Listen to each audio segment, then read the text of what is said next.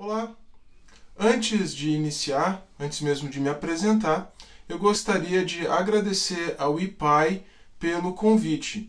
E eu realmente desejo que esta palestra, na verdade esta nossa conversa, possa ser bastante produtiva, bastante instrutiva para você que está me assistindo.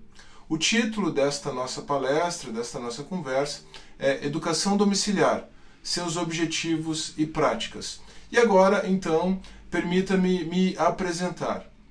O meu nome é Carlos Xavier, eu sou mestre em Direito das Relações Sociais pela Universidade Federal do Paraná, sou professor universitário, sou procurador do Estado do Paraná, eu mantenho um canal no YouTube chamado Direito Sem Juridiquês, que agora, em novembro de 2019, está com mais ou menos 70 mil inscritos, são milhares de novos inscritos a cada mês, milhares de novas visualizações, já milhões de visualizações no YouTube e, acima de tudo, para o que interessa para essa palestra, eu sou atualmente diretor jurídico da Associação Nacional de Educação Domiciliar, a ANED, e eu recentemente lancei este livro aqui, Educação Domiciliar no Brasil, Aspectos Filosóficos, Políticos e Jurídicos. Sim, é a minha família aqui na capa do livro. Eu também sou um pai educador, um praticante da educação domiciliar, não apenas um teórico.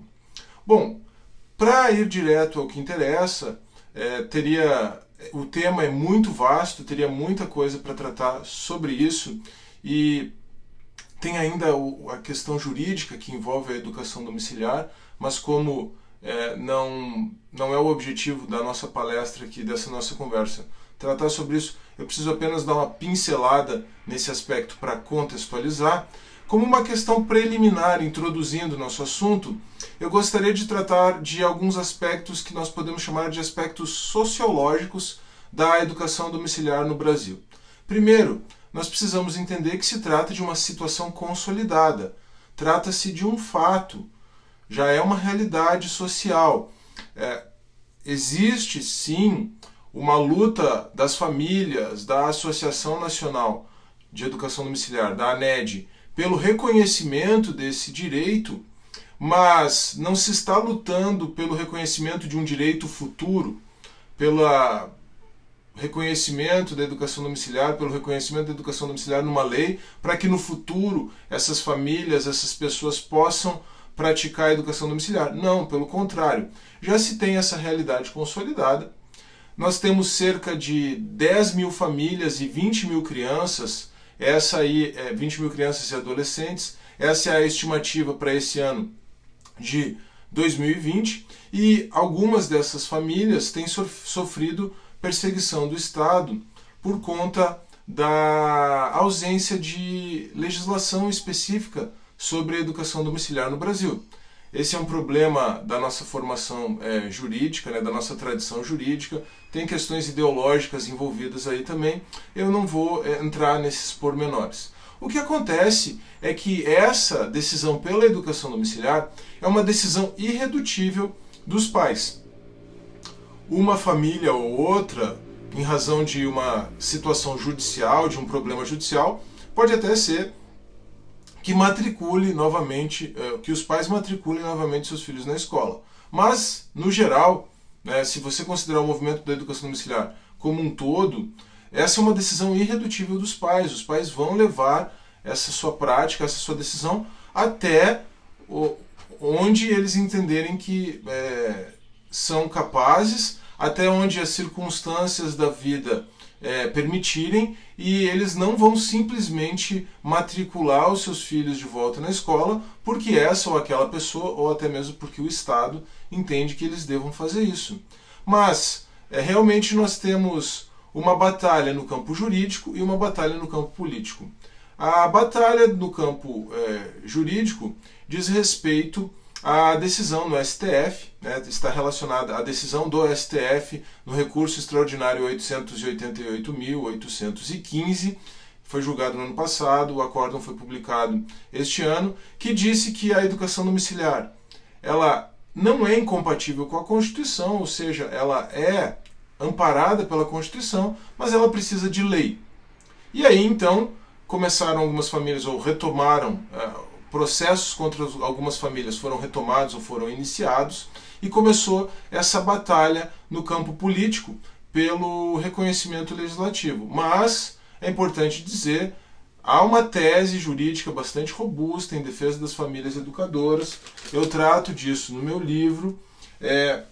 Uma tese jurídica amparada nos tratados internacionais de direitos humanos, aspecto a respeito do qual o STF foi absolutamente omisso. O fato é que, seja pela decisão do STF, seja por algumas iniciativas, inclusive de projeto de lei do atual governo, a educação domiciliar ganhou uma exposição tem ganhado, na verdade, uma exposição cada vez mais crescente.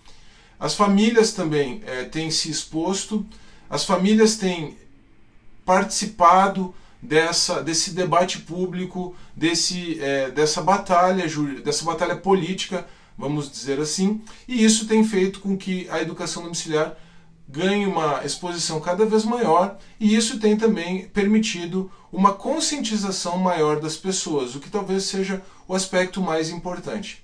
Eu tenho dito que o maior adversário da educação domiciliar é o desconhecimento, e eu peço que você grave essa informação. O maior adversário da educação domiciliar no Brasil hoje é o desconhecimento. Não é nem mesmo determinada corrente ideológica, é simplesmente o desconhecimento das pessoas. Grave essa informação, por favor, que no final eu vou retomar para encerrar com isso. Mas vamos ao tema da palestra propriamente dito. O tema são os objetivos e as práticas da educação domiciliar, ou o tema é os objetivos e as práticas da educação domiciliar. E para falar primeiro dos objetivos, eu posso dizer que existem muitos objetivos. Muitos objetivos, muitos motivos levam as famílias a praticar a educação domiciliar. Desculpa. Mas eu posso dizer, sem medo de errar, que o principal deles é a busca por excelência acadêmica. Então, como é que eu posso afirmar isso? Primeiro, por conhecer as famílias educadoras no Brasil, conheço muitas famílias educadoras em razão do envolvimento com o movimento da educação domiciliar, porque esse também, inclusive, é o meu próprio objetivo, é o objetivo da minha própria família, mas eu posso afirmar isso com base em pesquisas. As pesquisas aqui no Brasil, os dados aqui no Brasil, ainda são muito incipientes e não haveria uma consolidação de dados para que eu pudesse apresentar isso com total segurança a partir de informações aqui no Brasil. Mas essas informações que eu vou apresentar agora, que dizem respeito a pesquisas realizadas nos Estados Unidos, esses dados são do Departamento de Educação, que é o equivalente ao Ministério de Educação dos Estados Unidos, elas refletem mais ou menos a realidade das coisas. Claro que tem a peculiaridade de cada país, né? Mas esses são dados bastante ilustrativos da educação domiciliar, são um retrato bem preciso do que é a motivação dos pais a respeito da educação domiciliar. Então, esses dados dos Estados Unidos relativos à motivação dos pais para a prática da educação domiciliar são os seguintes: 91% praticam a educação domiciliar por causa de preocupação com o ambiente escolar, 77% pelo desejo de prover instrução moral, 74% pela insatisfação com a instrução acadêmica no ambiente escolar, 64% pelo desejo de prover instrução religiosa, 44% pelo desejo de prover uma abordagem não tradicional para a educação, 16% por causa de necessidades especiais da criança e 15% por causa de problemas físicos ou mentais das crianças. São estatísticas aqui bem parecidas. Bom, o que nós podemos perceber é que nessa pesquisa, obviamente, os pais marcam várias opções, né? Porque senão só nos dois primeiros itens aí a gente já teria extrapolado bastante dos 100%.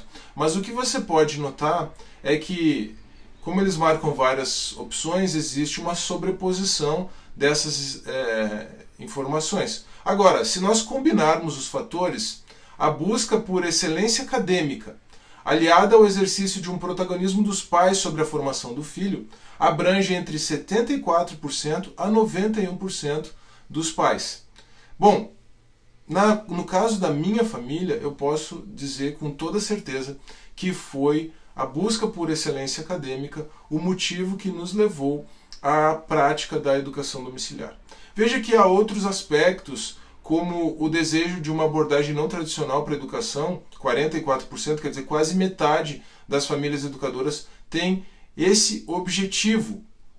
Isso está ligado, no contexto educacional brasileiro, no contexto até constitucional brasileiro, às ideias ou melhor, aos princípios de liberdade educacional e de pluralidade de ideias e de concepções pedagógicas. Artigo 206, incisos 2 e 3 da Constituição.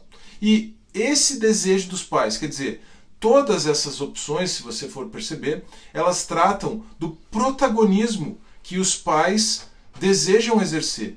É exatamente esse protagonismo que está garantido nos tratados internacionais de direitos humanos. Embora o sistema internacional de direitos humanos ele consagre sim a ideia de universalização da educação, e a universalização da educação vai sempre dizer respeito a um dever do Estado. Os tratados internacionais deixam bem claro que essa universalização da educação é um dever do Estado membro, mas os tratados internacionais de direitos humanos, até mesmo a Convenção Internacional dos Direitos da Criança, falam do protagonismo dos pais, da prioridade dos pais, da primazia dos pais na condução da educação dos seus filhos. A Convenção Interamericana de Direitos Humanos, o Pacto de San José da Costa Rica, que trata do subsistema aqui americano, do microsistema americano aqui, o Sistema Americano de Defesa e Promoção dos Direitos Humanos, fala expressamente da primazia dos pais na escolha do gênero de educação que vai ser ministrado aos seus filhos. E não é sem muito sacrifício pessoal que os pais, as famílias, os pais, no caso, o sacrifício pessoal dos pais, adotam essa prática. Muitas vezes há sacrifício de avanço na carreira, há sacrifício de maior remuneração. A realidade das famílias é a mais diversa. Existem pais que têm uma flexibilidade de trabalho maior, existem casais em que um dos cônjuges trabalha e o outro fica em casa, e antes que você imagine que se trata de uma questão de um sistema patriarcal ou que isso está relacionado a algum machismo ou qualquer coisa do tipo, não. Fique sabendo que tanto pais quanto mães atuam de forma protagonista, muitas vezes um dos cônjuges vai à frente, e não é que são só as mães, não, que desempenham esse protagonismo, esse papel principal. Muitos pais também são aqueles que funcionam como os principais gestores da educação dos seus filhos em casa. E aqui é importante também entender o seguinte: educação domiciliar não significa necessariamente pais professores. E aí eu já comecei a falar um pouquinho sobre a prática, Era o nosso objetivo aqui, o nosso tema era os objetivos e as práticas. Agora eu já comecei a falar um pouquinho sobre as práticas de forma bastante natural, inclusive a partir da consideração dos objetivos. Os pais, o que eu estava querendo dizer é que os pais não são professores, ou não são necessariamente professores. Claro que quanto menor a criança, mais protagonismo o pai desempenha no processo de aprendizagem. À medida que a criança vai crescendo, um dos grandes objetivos da educação domiciliar, então voltando a falar de objetivos aqui, está tudo meio misturado, claro, Porque o objetivo vai definir a prática também. Um dos grandes objetivos da educação domiciliar é desenvolver o autodidatismo na criança e, especificamente, no adolescente, à medida que a criança vai se desenvolvendo. O pai deixa de ser um professor, ou deixa de atuar como um professor e atua como um gestor. E aí os métodos, que é o que a gente estava... é o nosso objetivo aqui dessa segunda parte da palestra, o nosso ponto para essa segunda parte da palestra, ou as práticas, as práticas são as mais variadas possíveis. É até difícil de falar sobre as práticas, porque a verdade é que existem tantas educações domiciliares quantas forem as famílias educadoras. Na verdade, existem tantas educações domiciliares quantos forem as crianças e adolescentes educados em casa. Por quê?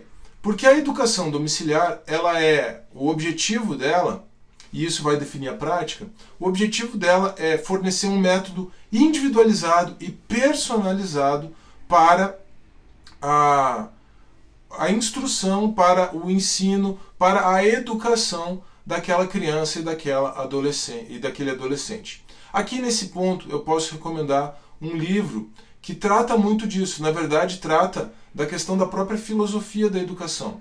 O nome desse livro é Educação Livre e Obrigatória, de Murray Newton Rothbard. Então, de novo, Educação Livre e Obrigatória, de Murray Rothbard.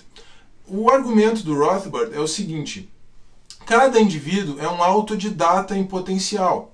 A ideia é que nós aprendemos porque somos autodidatas. Mas é claro que professores, métodos de ensino, escolas têm uma função importante. E essa função importante, aliás, a pedagogia contemporânea fala disso, essa função importante do professor, do tutor ou do pai funcionando na educação domiciliar é ser um facilitador do processo de aprendizagem. Então, como uma recomendação adicional dessa palestra aqui, além do meu próprio livro, né? E esse livro do Rothbard, ele é o que inspira, na verdade, toda a minha abordagem em torno da educação domiciliar. Ele é citado no meu livro também. Eu deixo essa recomendação, Educação Livre e Obrigatória, do Murray Rothbard. Esse livro, só falando um pouquinho sobre ele não é sobre educação domiciliar. Pelo contrário, o Rothbard escreveu esse livro em 1962, antes da explosão, antes do boom do movimento de educação domiciliar nos Estados Unidos, desculpa. O boom, a explosão do movimento de educação domiciliar no Brasil está acontecendo agora. Antes do boom, da explosão do movimento de educação domiciliar nos Estados Unidos. E o que o Rothbard fala o problema dele não é defender a educação domiciliar, nada disso. A questão dele é mostrar como a educação é liberal por excelência, ela necessita de liberdade, porque a educação nada mais é do que o desenvolvimento desse processo de autodidatismo, que pode e deve sim ter o professor e a escola, no caso de educação escolarizada, como facilitadores desse processo de aprendizagem. A grande dificuldade da escola hoje, dos professores hoje, o grande desafio é exatamente esse: é funcionarem como verdadeiros facilitadores do processo de autodidatismo. Eu estou falando aqui para um público de um instituto de pesquisas sobre a educação, então eu imagino que isso que eu esteja falando aqui faça bastante sentido. Agora, o fato é que, em razão dessa pluralidade de possibilidades, em razão das peculiaridades de cada família e da conformação, da configuração de cada indivíduo, vai haver, como eu mencionei, tantas educações domiciliares quantos forem os alunos educados em casa. Mas é claro que as famílias lançam mão de diversos métodos diferentes. Há aqueles que optam pela educação clássica, há aqueles que optam por pedagogia Waldorf, há aqueles que optam por pedagogia montessoriana, há aqueles que simplesmente compram livros didáticos e fazem com que os seus filhos estudem em casa. Há uma infinidade hoje ainda tão incipiente no Brasil, mas há uma infinidade de recursos online. Por exemplo, Khan Academy é um recurso online fantástico, muitas famílias usam como ponto de apoio. Há hoje já plataformas e métodos sendo disponibilizados no Brasil. Enfim, a educação domiciliar, retomando o argumento do Rothbard, ela é aquela educação que propicia da melhor forma possível, da melhor maneira possível, esse atendimento individualizado ao educando, as peculiaridades e as características do educando. E aqui uma coisa importante, já estou me encaminhando para o final, uma coisa importante de ficar claro é que, ao invés de representar uma ameaça à escola e aos professores, a verdade é que há um novo universo a ser explorado. Por exemplo, os professores, em vez de se sentirem ameaçados pela educação domiciliar, podem compreender que eles têm ali um vasto campo para ser explorado. Tanto em termos de pesquisa, estou falando para um instituto de pesquisas na educação, né? Tanto em termos de pesquisa, quanto em termos de engajamento mesmo. Muitos professores já têm prestado serviço a famílias educadoras como tutores, como coach, enfim. O campo para ser explorado é muito vasto. E se nós estamos falando de pesquisa, é um instituto de pesquisa, né? É muito importante que a educação domiciliar seja objeto de estudos humanizados, que as famílias educadoras sejam tratadas a partir de um paradigma como eu-tu, naquela dicotomia de relações, de tipos de relações ensinada por Martin Buber. Eu-tu e não eu-isso. Quer dizer, um estudo, uma consideração, uma pesquisa humanizada a respeito da educação domiciliar. Porque a realidade existe, a realidade está aí. A realidade é irrevogável, quer dizer, as famílias não vão voltar atrás nesse sentido, né? A realidade é incontornável, a realidade é inevitável, as famílias não vão deixar de praticar a educação domiciliar.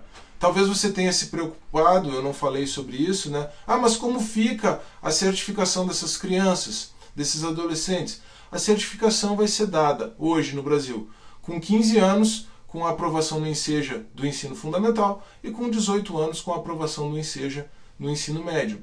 E é muito bom que seja assim, porque isso confere uma liberdade bastante adequada às famílias, porque a educação precisa de liberdade, como eu mencionei ao longo dessa palestra aqui. Mas, focando no que importa aqui para encerrar.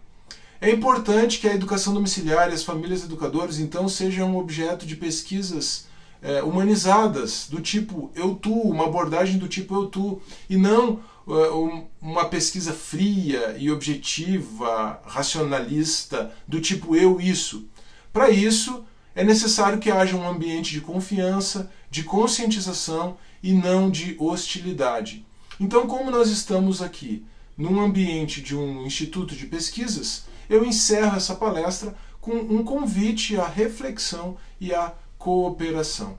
Espero que você tenha gostado do conteúdo. Mais uma vez, agradeço ao IPAI. Você pode conferir mais informações sobre isso, sobre a educação domiciliar, inclusive sobre os aspectos jurídicos, no meu canal Direito Sem Juridiquês. Você pode conferir mais informações no meu livro. Vou passar para o pessoal do IPAI o link para eles também divulgarem, para os participantes aqui desse webinário. E você pode também conferir mais informações para isso numa outra iniciativa, num outro canal, no YouTube, um perfil no Instagram, uma página no Facebook, que eu iniciei exatamente para ajudar a promover a conscientização das pessoas a respeito da educação domiciliar e para auxiliar as famílias educadoras no que diz respeito aos aspectos jurídicos da educação domiciliar. O nome dessa iniciativa é Conecte Jus. Conecte do verbo conectar, né? Conecte Jus. Então eu convido você também a se aprofundar mais, a conhecer mais a realidade da educação domiciliar, e eu espero que essa palestra tenha sido, de fato, um convite à reflexão por um lado e à cooperação por outro. Mas uma cooperação humanizada, uma cooperação que entende as peculiaridades e procura compreender o que é essa prática. Há um campo de estudos muito vasto para quem quer fazer pesquisas, mas é uma pesquisa, como eu falei, colaborativa, humanizada, e não algo impositivo, né? E não alguém... O que a educação domiciliar menos precisa no Brasil hoje, o que as famílias educadoras menos querem, é alguém querendo impor para elas a sua determinada concepção de mundo, como é uma característica, infelizmente, que se alastrou na nossa realidade social, no nosso estado contemporâneo. Nós não queremos isso. Nós queremos sim dialogar, cooperar, mostrar a nossa cara.